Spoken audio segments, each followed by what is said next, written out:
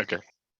Well, welcome to today's New England Himss webinar, Identifying and Mitigating Security Risks, Targeting Critical IoMT Infrastructure, presented today by Irvin Guerrera, Solutions Marketing Manager with our premier sponsor, Gigamon, who is joined by Jeff Ennis, Systems Engineer, Director, Manager with Order. All lines have been muted upon entry, so please send all your questions via the Q&A feature and we'll answer them at the end of today's session. Irvin is a Solutions Marketing Manager. In his role, he works with customers and partners to understand their market needs and ensure that Gigamon solutions are relevant to business and technology of their specific vertical.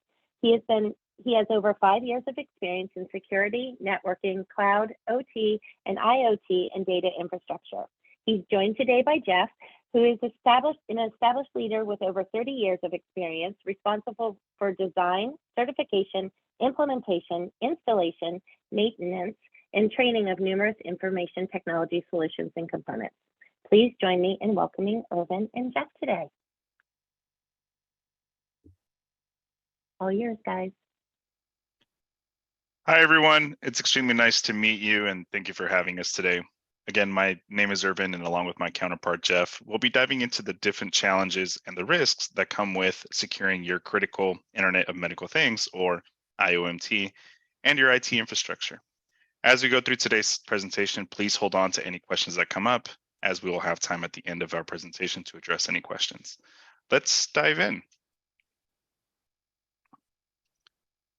For today's agenda, we'll begin by formally introducing ourselves before diving into the general challenges healthcare providers are currently experiencing.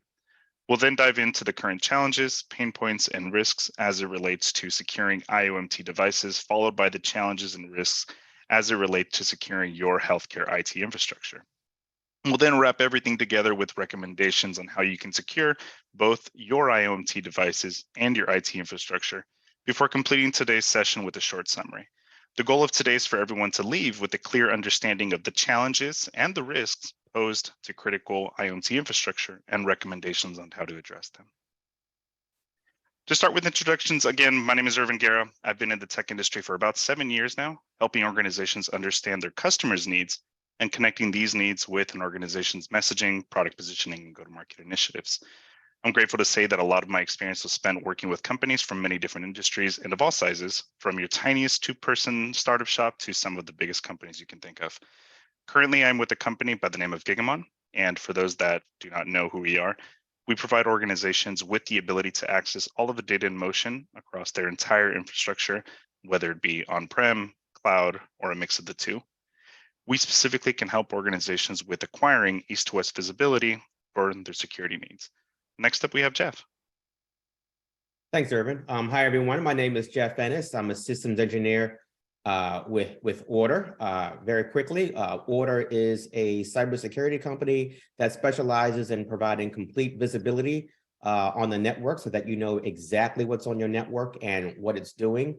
And then you can take that knowledge and then use it to implement security decisions or policies so that you can safeguard all of the devices on the network. I've got just about 30 years in the industry, about 27 of them in cybersecurity, specifically across every domain of cybersecurity that you can think of in terms of network security, endpoint, host, application, vulnerability management, virtualization, cloud security. As you see on the slide, I also spent some time at VMware, HP, and IBM, among others. And my experience also covers client bases, including the federal government, state and local government, education, nonprofits, commercial, financial, and of course, the healthcare industry. So I'm happy to be here today. On a side note, my first cybersecurity incident was actually an insider threat situation where the network administrator lied on his resume about his credentials, and after he got fired and walked out of the building, he used his modem. For those of you who don't know what a modem is, it was a small box that you could use telephone lines to dial into the network,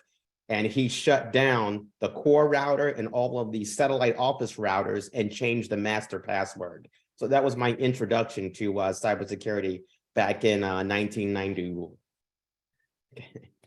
Back to you. Talk about it, a nice little start into a nice little introduction to the space. Exactly. Actually, I got the router back up and running. I got the whole company back up and running that night by properly guessing the password that he had reset in the router. Wow, I don't even want to ask how many times you had to attempt the password. Yeah. So beginning with our first section, what challenges are healthcare providers currently experiencing? Healthcare providers are currently struggling with a few challenges that frankly are not easy to address. The explosion of IoMT devices connected to a provider's infrastructure has led to a security nightmare for all organizations. And every one of these devices pose a risk for your organization due to the device's loose security protocols and the ability to stay hidden from your IT teams. The ease of ability to add an IoMT device to your infrastructure combined with the volume of devices being introduced is a complete nightmare from a security standpoint. Next, providers are trying to secure and keep application performance up while dealing with a complete lack of visibility into all east to west traffic. North to south traffic is visible through components like firewalls, but what about visibility into the data in motion? What happens when a threat actor makes it past your firewall? For most organizations, there is no way to identify security risks once they make it past their firewall. And finally, while issues like Log4j and ransomware are the talk of today, there will be many more. And unfortunately, keeping up with these emerging threats are a challenge for all providers. Rolling out a security strategy is a nightmare because of the ever-changing threat landscape. And I recognize that there are many other challenges that healthcare providers endure, but these are a couple of the very important challenges experienced from a security standpoint. And to talk more about securing the hospital, here's Jeff. Great. Thanks again, Irvin. So I'd like to draw an analogy that I gleaned from my time in other companies when I was servicing or accommodating federal government clients, particularly the Department of Defense. And in the DoD, you can pick almost any branch. Every operator or member of that branch has to qualify with a weapon first before they move on to the next stage of their career or their training. So in that vein, every member of a DoD branch is a member of, shall we say, the infantry. Everyone is a defender, or at the moment of truth, if it comes to it, can be a defender of the position. And so I bring that same analogy to cybersecurity in that every employee of an organization, at the end of the day, is a defender of the network, of the organization when you get down to it. So whether it is being able to discern whether or not an email is, shall we say, malicious in nature or not appropriate in terms of acceptable use policies, or if they're using a mobile device, whether they're inside the perimeter of the network or more importantly, outside the perimeter of the network, every user on your device is a defender of your network. And that's being borne out with some of the annual or semi-annual cybersecurity training that you are implementing in your healthcare and related industries as well. We can go on and on about that. So in accordance with that particular posture, every device on your network in the hospital can affect every other device on the network, depending on how your network is architected and segmented as well. So in a typical hospital, you've got many, many devices that are being added to the network almost daily, whether it's the wired network or the wireless network. And this population of devices is growing exponentially. We'll talk more about that later. And they can all affect each other, again, depending on where they sit on the network. So in the cafe, or even the security gate that is outside the building that's attached to the network, the lights, the guest tablet in the waiting room, the wired television, the Amazon Alexa device that an admin brought into the hospital just to listen to Spotify and attaches to the network. All of these different devices end up somewhere in the hospital, and they can affect each other depending on the vulnerabilities that exist, depending on the criticality of where they're placed, depending on who's using them, obviously. So all of these things come together. They all converge within the perimeter of the hospital or the organization. And it's up to the cybersecurity staff or clinical engineering and other teams to get together to make sure that these devices are working as intended. They're located where they're supposed to be. In many instances, I have discovered medical equipment sitting on guest Wi-Fi networks in the hospital. And we bring that to the attention of our customers, and they're able to reassign those devices. And so misconfiguration is also a big part of the equation in terms of what needs to be monitored and measured and assessed almost on a daily basis. And so we take, or you should take rather, a whole hospital approach to everything that gets connected to the hospital. Can we get the next slide? Perfect. Thanks. So what are you facing today in terms of what's the intended journey? What's the finish line? What does the finish line look like for you, or what could it look like? Well, one possible scenario, and one that's very popular in this particular industry, is getting to a point where devices are talking to only, and I do mean only, the intended destinations. In terms of, if you're a network camera, you may be talking to one or two network locations. If you're an MRI device, you'll be talking to another set of locations. If you are a desktop computer, you get the idea. So the end state, or the desired end state, may be, or could be rather, to have all devices throughout the hospital communicating with only the intended destinations that they're supposed to be talking to over the required or necessary ports and protocols that involve those communication vectors. And then anything else that's outside of that's what I call swim lane of authorized or acceptable communications automatically gets dropped. So if you take the example of the network camera that I brought up earlier, just a few seconds ago, a network camera probably talks to, you could say in theory, 2 or 3 destinations. It talks to the video recording server that's recording the video coming out of the camera that's mounted on the ceiling in the hospital, is probably talking to an update server to get software or firmware updates. And there may be another feed where it's showing live video to a security panel or something else along those lines. Of course, it varies from vendor to vendor. But if we take that simple example, those are 3 destinations right there. And by virtue of those 3 known destinations, we also know what ports and protocols are being used in those 3 conversations as well. So we can then take that known behavior for that camera and then implement a hospital-wide policy that says every camera of this particular manufacturer or in this location is authorized to talk to these destinations over these ports and protocols. And then all of the network equipment in the hospital will automatically drop any other attempts to communicate with that camera if it's not already on, shall we say, the approved list. And so that's what we mean at the tip of the pyramid here when we talk about zero trust, as in that camera or the network equipment is only going to trust certain conversations over certain ports and protocols on the network. And so this is not something that you can get to in 24 hours. This is a long, complex journey, depending on where you are. And you don't have to boil the ocean. You don't start at the top.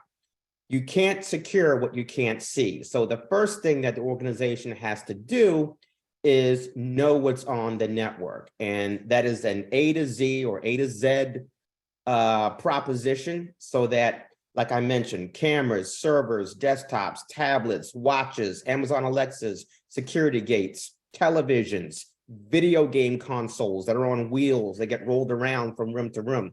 You have complete visibility in terms of what's on the network in the hospital. And that visibility is a fluid thing, where as new devices get added, you get that awareness also. So then after you know what's on the network, you then have to answer the question, are there any vulnerabilities associated with those devices that are getting added to the network? So you need to know if there are any issues that need to be mitigated or addressed in those devices. And then at the same time, you have to apply a value to those vulnerabilities too, because if we go back to the image of all those devices in the hospital, not all devices are created equal. A tablet that is in the guest room as a courtesy for users does not have the same business value as a tablet in the ER. So you have to map the known vulnerabilities with the criticality of those devices to create a formula so that you know which vulnerabilities you need to attack or mitigate or triage first. And then the next level of that stack is being able to integrate your, as I mentioned, your network countermeasures or your security tools to either implement a manual, which is good enough to at least start with, or an automatic response to incidents that take place in the network. And then as new threats get defined and discovered, you also have the ability to respond to those new threats automatically by either quarantining certain networks or VLANs and other segments in your network so that attacks can't spread throughout the organization. So again, this is not something that you can implement all at once on day one. It is a journey, but the desired end state should be to have all of your devices communicating only with the assets or resources that they are authorized to do this. And as you see on the bottom of the slide, you really do need buy-in from everyone in the organization that had stake in this. Everyone from the normal operators of the equipment to your security team, as well as the analysts who are measuring how well you are able to comply with regulatory requirements, as well as requirements that are being set by your cybersecurity insurance policy. Because as you know, there are instances where if you haven't taken the steps to attest and document and validate that you have certain measures in place for cybersecurity, that is going to cause severe challenges with your cybersecurity insurance plan. So, and this is why executives get involved, because while they may not be day-to-day operators of the equipment on the network, they absolutely understand the implications of not being compliant with requirements set forth in your cybersecurity insurance plans.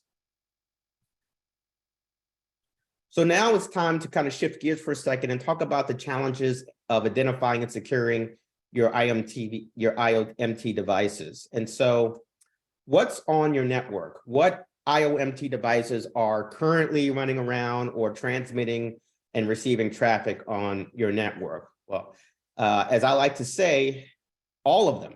So as I mentioned before, you've got medical equipment, Amazon Alexa devices, phones, watches, tablets, climate control devices. In some cases, you even have Teslas or intelligent cars, if you will, that are connecting to the guest Wi-Fi network without your knowledge or consent, or maybe you do know at this point. You've got your normal IT devices, printers, workstations, copiers, your virtualization implementation, your virtual machines, everything that can get an IP address is, on your network. They're all connected. They're all communicating with each other, depending on your architecture. And so the idea is, if an executive walks in your office or you have an executive meeting and someone asks a question, what do we have and where is it? That is a question that you need to be able to answer extremely quickly and easily. And as I mentioned, a lot of these devices are getting added to the network on a daily basis. And I just had a meeting with a client yesterday that said, we have no idea what's getting added to our network every day. We just know that these devices are coming every single day and it's impossible to keep track of. I met with another client that they actually use a Microsoft Excel spreadsheet to track their printer population or their printer implementation all over the hospital. And as you know, Microsoft Excel isn't exactly the most fluid software application in the world in terms of tracking equipment. And so a lot of times that information can get outdated extremely quickly. And so even updating, they told me that even updating their printer implementation is an extremely painful manual process because they're using an Excel spreadsheet as the source of truth in terms of what's on the network, where it's located, the software revision, the last time it was seen on the network. All of that information is being managed by a static document. And so what you'd like to do is make that transition from static to dynamic in order to manage what's being added to the network. And so I mentioned it just in the other slide, the population of medical devices is growing, or in some cases, exploding. And depending on the size of your organization, you may have a ratio of the amount of medical devices or connected devices per patient or per bed. And I've seen ratios as high as 25-1, as in for every bed, there are 25 devices that are connected to the network for that one bed. So depending on where you are on that spectrum, it could be, you know, anywhere from 5, 10, 15, all the way up to 25, or perhaps even more. And these devices are coming and going every single day. They're breaking, and therefore they need maintenance. So they're taken off the network and going on to the loading dock to get picked up for repair. They're also being added in an ad hoc emergency basis, sometimes without the knowledge of the network team. And so the idea is being able to track these devices as they're added and removed from the network so that you can have complete visibility into not only what they are, but where they are, and also if they are bringing any known vulnerabilities with them, not just operating system level vulnerabilities, but also are they bringing any FDA recalls with them as well that are subject to review and analysis. And so as these devices get added to the network and as they start to explode in growth, it's really important to wrap your arms around this growth so that you can manage it, so that you're not being caught unawares of any devices that may be bringing vulnerabilities to leave you open to attack or misuse as well. So the key here is to support the growth of the organization, but manage it so that you don't lose control of the integrity of the network. And so what are some of the challenges associated with HCM teams also, or clinical engineering as well? Some of it is around these 5 points here, in that, as I mentioned before, a lot of organizations are using static documents to track their inventory. Some have obviously implemented inventory systems, and so it's getting better. But with the explosive growth I just talked about, sometimes it's hard to keep up with that in the inventory system. So wouldn't it be nice to have your inventory system automatically get updated on the fly without any human intervention as a new device is plugged into the network? That can definitely be the case. And that includes not just the type of device, but its serial number and operating system and the version of software that is running, all that information automatically getting populated into your inventory system the moment it's plugged into the network and starts to transmit data. The other challenge is that it takes time to find these devices. And so the visibility doesn't just include operating system and software and vulnerability data. It can also include location data as well. Which wireless antenna did this device last attach itself to when it was on the network? Those are the types of questions that you should be able to answer.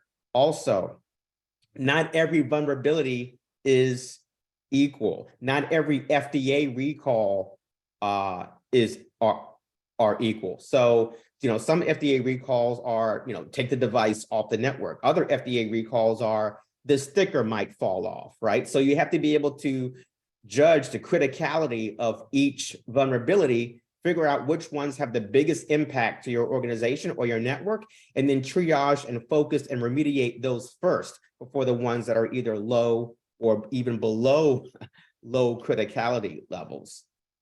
And then the next challenge is to be able to share this device or share this device information across different teams. So how do you do that? Is there perhaps only one person who manages that Excel spreadsheet? Is it easy to share? Again, when it gets updated, does that update to that Excel spreadsheet get distributed throughout the team? So there needs to be a way to share this information dynamically, especially when it comes time to analyze or triage an incident or a set of vulnerabilities that need to be remediated. And then last but not least, okay, so I know what this device is. I know where it's located. I know the serial number. I know the operating system. I know the version of software. Now, what is it doing? How often is it being used? Is it communicating with the proper networks, whether it's the internet or the intranet?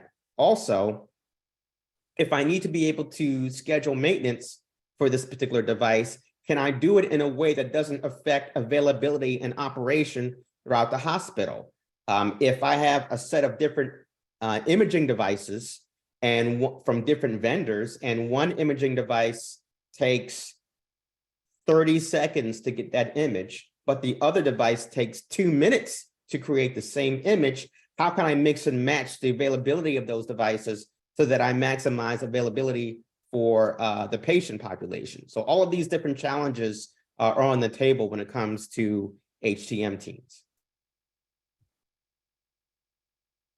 One of the other things that has to be looked at is once a device is on the network and you have knowledge about what it's doing, who it's communicating with, and the associated vulnerabilities, what do you look at first? Or what do you address first? So again, if you can assign a business criticality to those devices and also know if you can act on it quickly, then that helps address some challenges. So you have to know what it is, you have to know where it is, and you also need to know if you can enforce policies around that device, especially if the device can't be patched. One of the biggest challenges in the medical community with medical device arena is that a lot of times these devices are unpatchable. So now if a device is exposed to risk, how can you segment it or isolate it so that it's not exposed, so that it can stay running even though there is a known vulnerability associated with that device? So one of the challenges, or one of the things you have to achieve, one of the goals you have to achieve, is creating a policy to segment or isolate a device so that it can continue to operate even though it can't be patched. And so that increased visibility coupled with knowing the risks around that device will help solve that equation.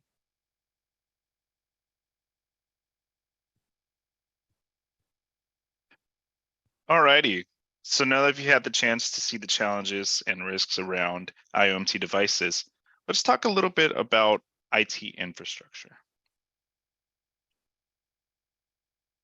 It's no secret that healthcare providers are presented with quite the difficult task when it comes to securing their IT infrastructure. On top of the absolute explosion of IoMT devices introduced to an infrastructure, there's been an acceleration of new technologies, remote functionalities, and third-party systems that have been added to a provider's infrastructure. The acceleration of new technology sitting on a provider's infrastructure began before COVID with things like online appointment scheduling, but has quickly and aggressively accelerated since COVID has begun. Regardless of this acceleration, healthcare providers need to ensure patient and organizational security, but there are challenges around this too. The introduction of work from home for employees and telehealth services for patients has broadened the attack surface of which threat adversaries can enter. This new landscape of vulnerability is a new challenge for all providers, and everyone is still looking for different ways on how to secure efficiently, effectively. All providers are modernizing their architecture in some shape or form to fit the needs of tomorrow. This means that some providers are expanding their infrastructures in some way into the cloud, whether they're entering a public or private cloud environment. The journey into the cloud creates an entrance into the unknown, and in return for the many well-known benefits that cloud environments bring.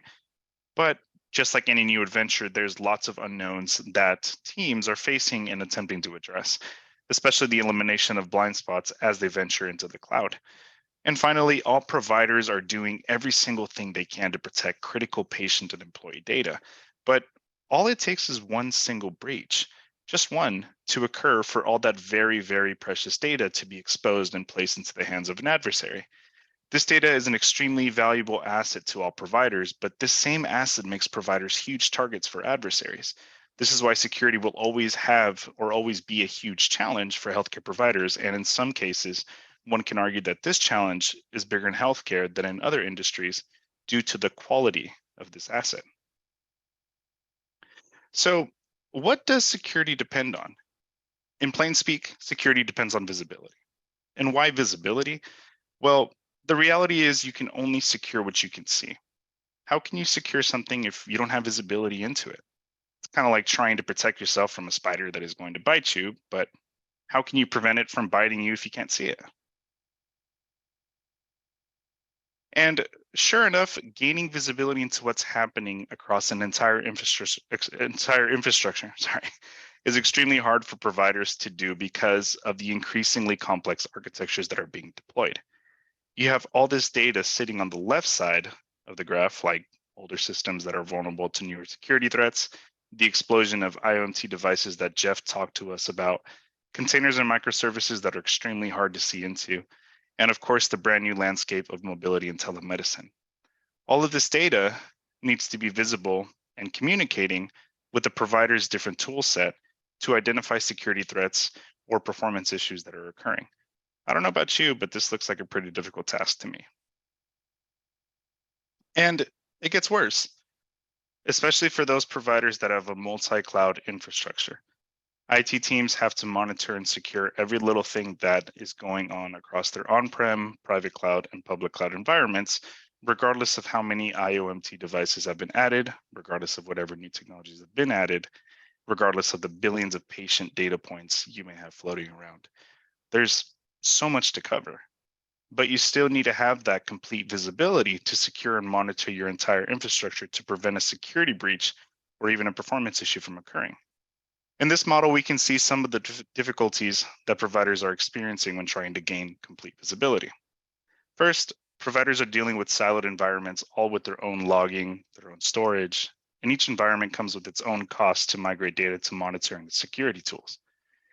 Second, mirroring services can only have one destination, and this forces providers to set up an agent per tool per environment, which is extremely hard to manage. Third, everything is siloed. There's a lack of cohesive visibility across all environments, creating visibility blind spots. And unfortunately, on top of all this, logging hasn't really changed in recent years. Nobody still does not know what applications and data is in motion because logging can only tell you that something is in motion, but not exactly what it is, leading to a reactive form of monitoring.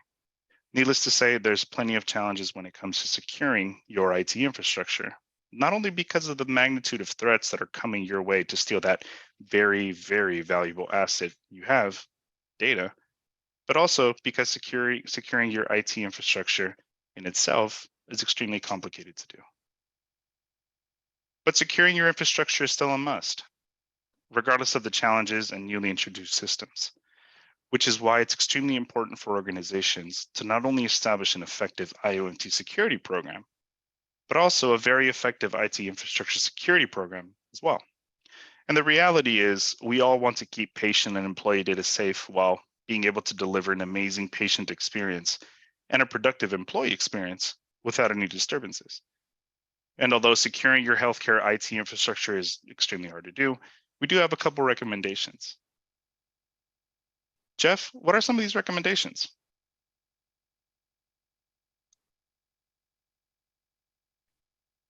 After I unmute myself. As we've been saying early and often in this session, you can't defend what you can't see. So the first thing is to gain complete visibility into all the devices that are on the network across all classes, categories, divisions, manufacturers. It doesn't matter. Again, everything from the Wi-Fi based security gate that's usually stuck in the up position at the hospital, right? All the way down to an Apple iWatch and everything in between. So security starts with visibility. There's no other way to sugarcoat that. The second thing is that cybersecurity or security in general can no longer operate in, I'm going to steal your term, a silo. Security needs to start having conversations with other divisions in the hospital, whether it's clinical engineering, biomed, or however you have the different teams segmented.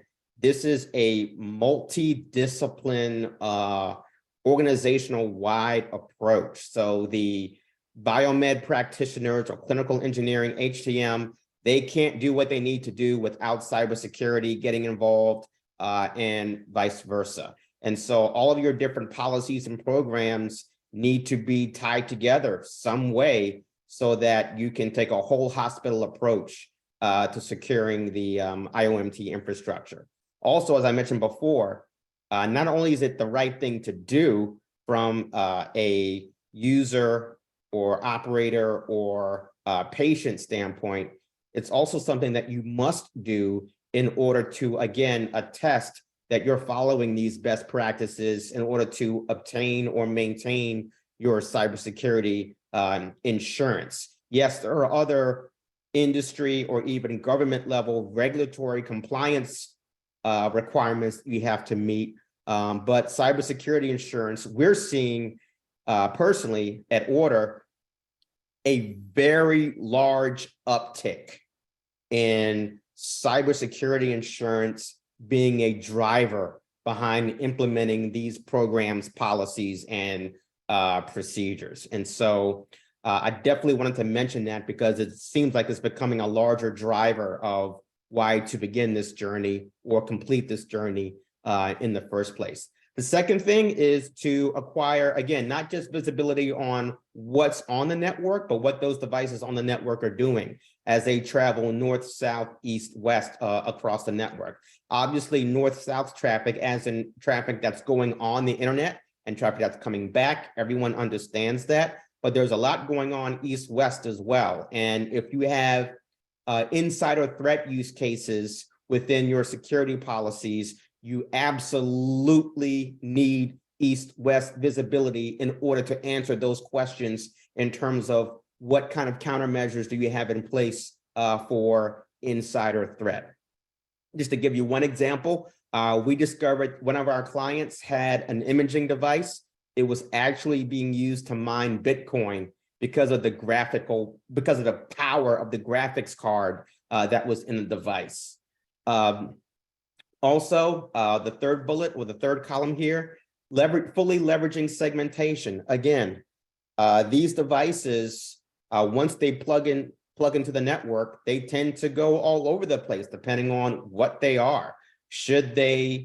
If you have a camera or a tablet or other devices that were, let's face it, manufactured in China, are they still making home run beacons or forming home run beacons back to the manufacturer in China? Is that acceptable behavior for that particular device? And so you need to be able to take the knowledge that's gathered from this device and network visibility and then create network layer policies around what those devices can speak to. And again, that also includes not just the destination, that's the easy part, but the ports and protocols that those devices are leveraging as well. So what does an ideal architecture include? The first part of an ideal architecture would include some sort of solution that sits between all of the data acquisition points in your infrastructure, or in other words, all the places you want to have visibility into, and broker this data to the tools that need to see the data. A solution like this would help not only with eliminating blind spots, those east to west, blind spots that we talked about, but it would also help you with providing overall east-to-west visibility, but it would also make it extremely easy to monitor what's happening across your entire infrastructure. This can be accomplished using something like a network packet broker, also known as an NPV, for on-prem, and something like cloud mirroring services in public cloud environments. And there's a few vendors out there that can offer you this capability, including us here at Gigamon. The second part of the ideal architecture would include some sort of solution that helps you easily and quickly identify all the different IoMT devices living on your infrastructure. Identifying the devices is the first step in securing them and is an extremely hard task to do without an external solution. Order offers this amazing solution that helps you easily identify the devices living on your infrastructure, so you can easily understand and identify whether each device is safe or unsafe to have. And a solution that provides east to west visibility and a solution that helps you easily identify IoMT devices is extremely key to securing your entire IoMT infrastructure. And this is extremely crucial as different cybersecurity risks are coming into play, as folks are modernizing their architecture, as folks are leveraging different changes in their healthcare teams, maybe different employees coming in and out, you have new patients coming in and out. It's extremely crucial to have that consistent visibility across the board so that you don't skip a beat in regards to securing your overall infrastructure. And like any great solution, the solution has its benefits, which Jeff will go into. Great, thanks, Irvin. So let's look at some of the security as well as business benefits of doing this. Like why, or what are some of the benefits of going down this road or starting or completing this journey? Well, one of the main benefits on the security side is with the solution you saw in the last slide, you don't really have to reinvent the wheel in terms of how your switches, routers, and firewalls and other devices are configured. In order to get visibility onto the network, you obviously have to put eyes on, right? As we say in DoD, well, not we, but as they say. So the idea here is to get eyes on the network, get eyes on devices without disruption or creating contention in your network switches. As a matter of design, for those of you who may not be familiar with how these solutions work, and this is completely agnostic in terms of the vendors in the industry, okay, in terms of what I'm about to say, the best way to get some of this visibility is to include your network switches because they capture a lot of these conversations. And so sometimes it can be difficult to get that visibility if the switches have a high level of usage, or they're even slightly outdated, or they're low on memory or low on connections. So there's always little things that could impede getting the data that you need out of the critical switches in your network. So this solution kind of takes all of those challenges completely off the table and also simplifies getting access to that information as well, because it's being implemented in a non-intrusive way that won't introduce, as I mentioned, any contention or reconfiguration concerns on your network equipment. The other benefit in terms of having that visibility is that you can, as I mentioned at the very beginning of the conversation or the session, enforce policies based on security events or security risks or how that actual device behaves. Can you walk up to your network administrator and ask them, where is every single camera on my network right now, and where are all the internet protocol or IP-based destinations that they're talking to right now, and over what ports and protocols? So you can, once you have the answers to those questions, as I mentioned, you can then enforce and implement security policies at the network layer to make sure that those cameras and related equipment, no matter what it is, even your MRI devices and everything else, are only talking to the approved destinations. The other benefit of this is that if you're able to segment and isolate your network traffic, what that means is that your adversaries won't be able to land and expand to other segments on the network.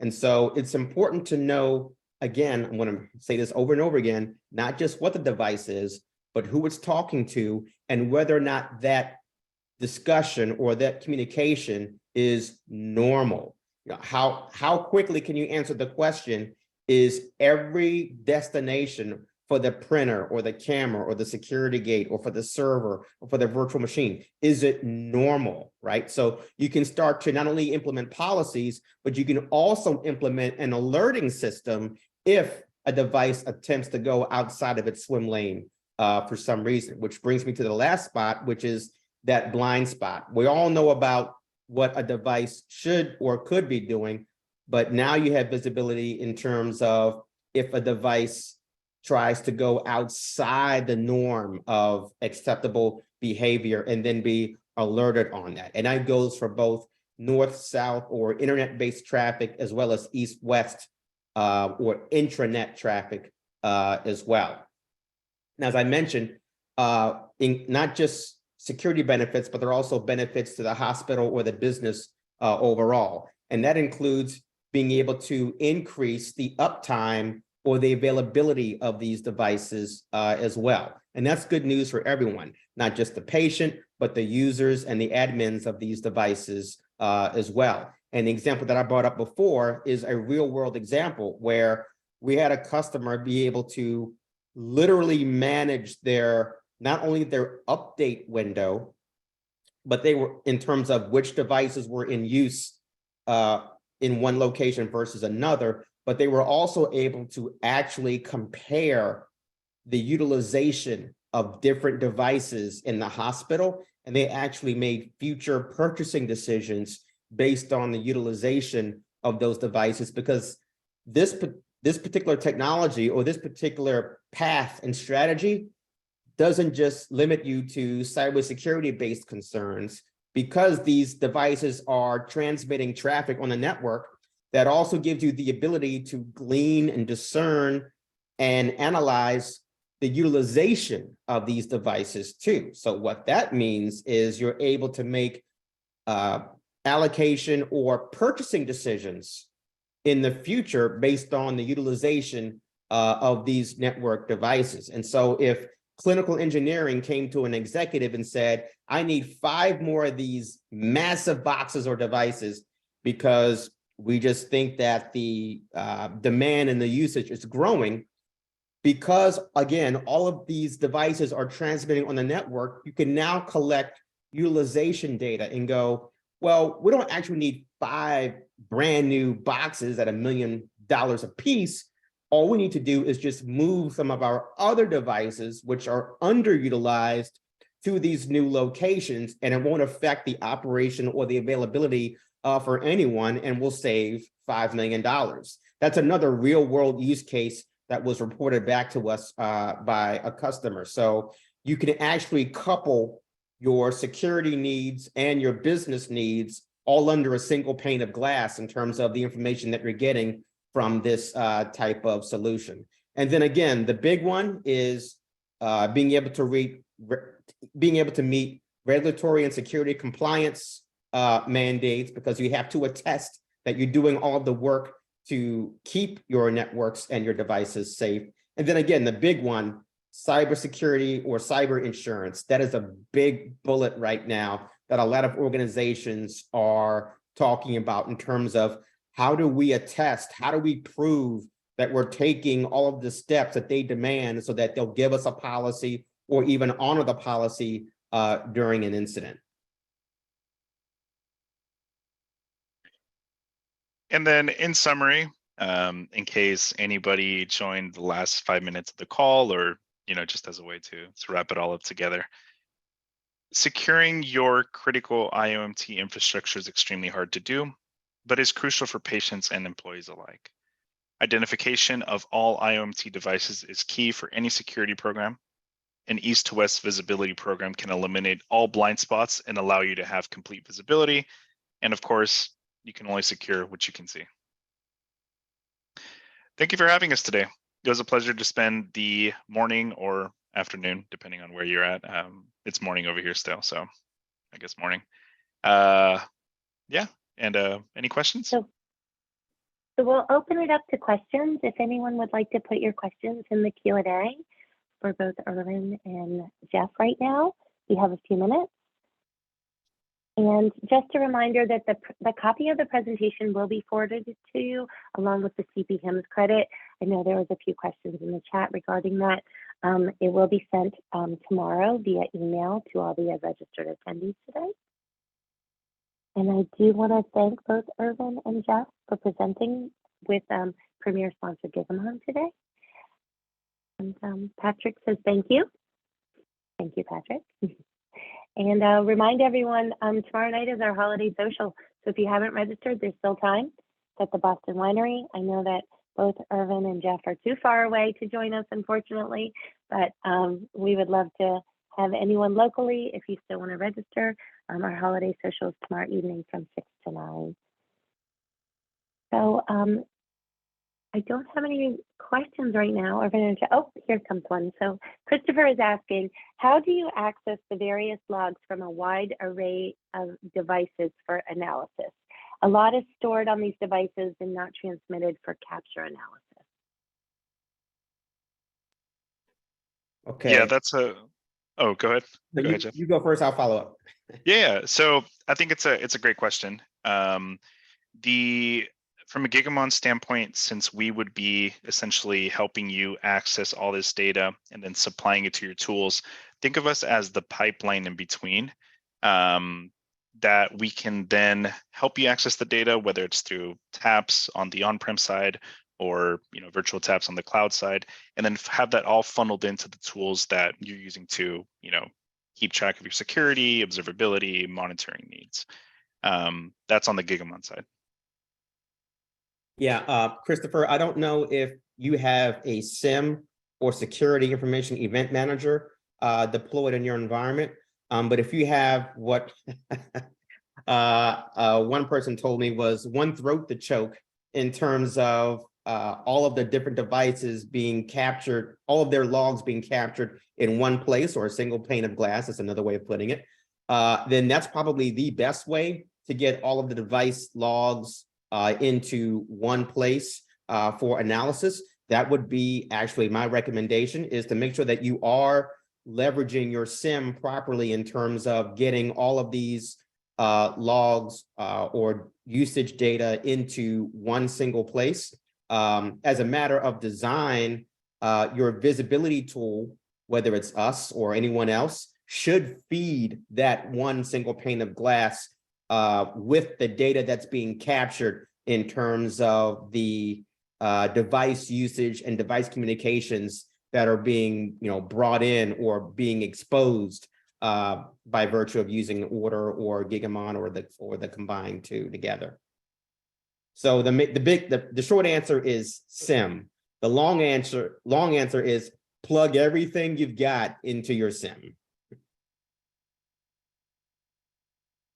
So the next question is, have you seen any applications of these IoMT devices within a remote location from a hospital? For example, if a retirement home provides smart speakers to the residents that connects to their healthcare providers for updating medications or scheduling a checkup appointment, that reduces the hospital's ability to keep eyes on the smart device, yet it connects to their infrastructure.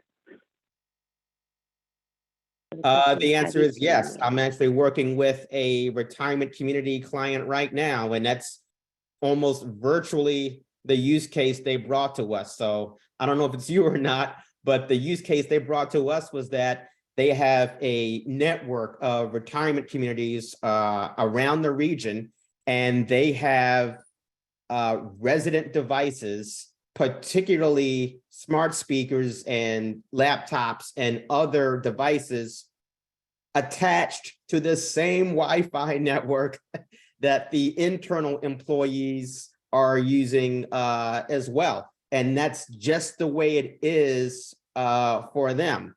Obviously, in an ideal world, you would like to see that segmented if possible, but not everyone has the same budget. We're not all the Mayo Clinic, right? So in this particular case, what they're trying to do is get visibility on devices that they can't control, yet they are connected to the same network that everyone is using.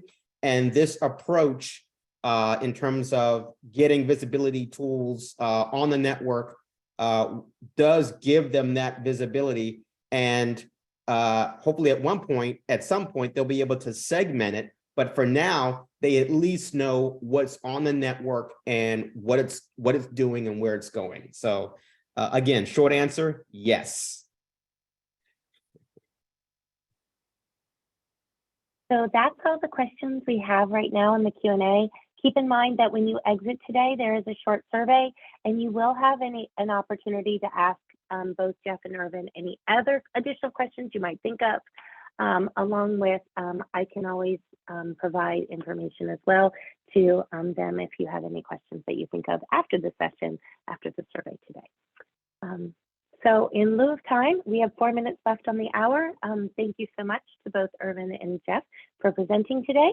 I want to wish everyone a very happy holiday season, and we will pick back up January 12th with our advocacy webinar. So I wish everyone a happy holiday season. Thanks, Jeff. Thank you, Irvin. Thank you, folks. Hey, Irvin. Bye, guys. Bye, Jeff. Bye now.